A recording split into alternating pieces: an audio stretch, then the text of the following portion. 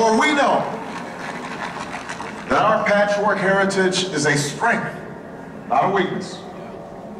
We are a nation of Christians and Muslims, Jews and Hindus, and non-believers.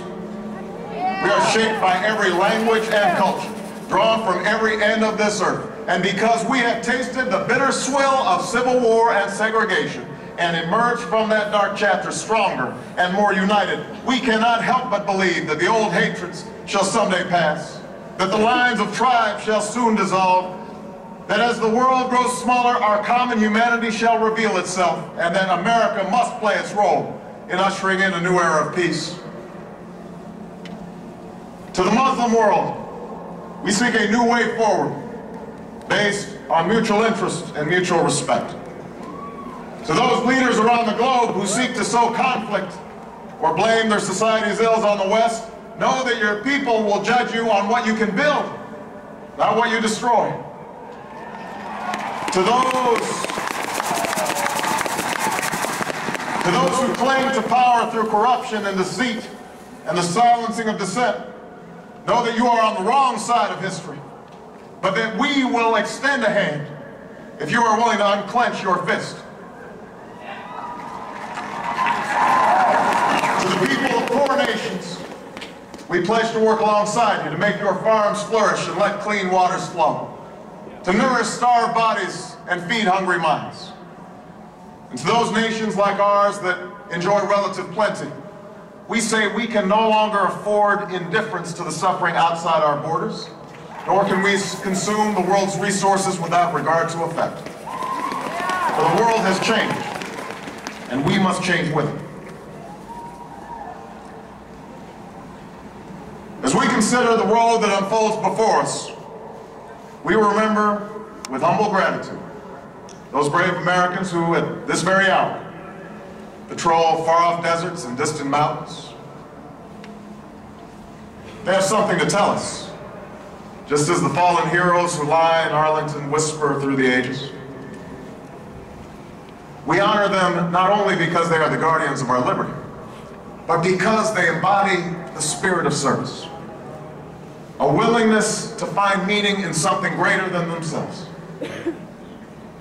And yet, at this moment, a moment that will define a generation, it is precisely this spirit that must inhabit us all. For as much as government can do and must do, it is ultimately the faith and determination of the American people upon which this nation relies.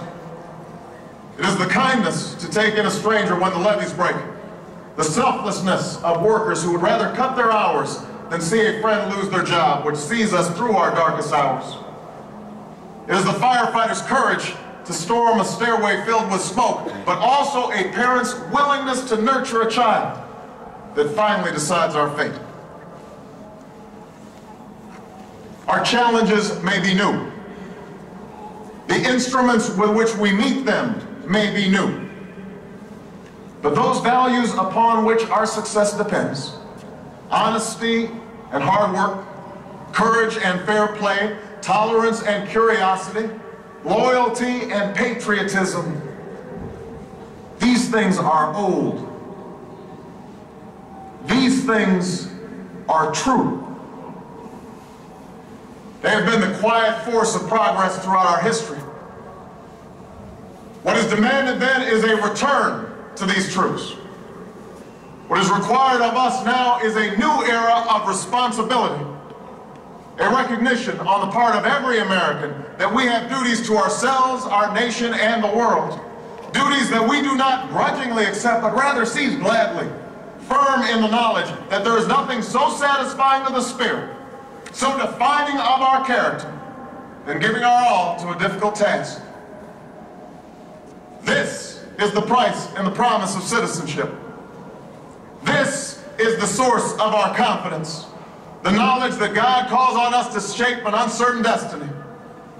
This is the meaning of our liberty and our creed, why men and women and children of every race and every faith can join in celebration across this magnificent mall, and why a man whose father less than 60 years ago might not have been served in a local restaurant can now stand before you to take a most sacred oath.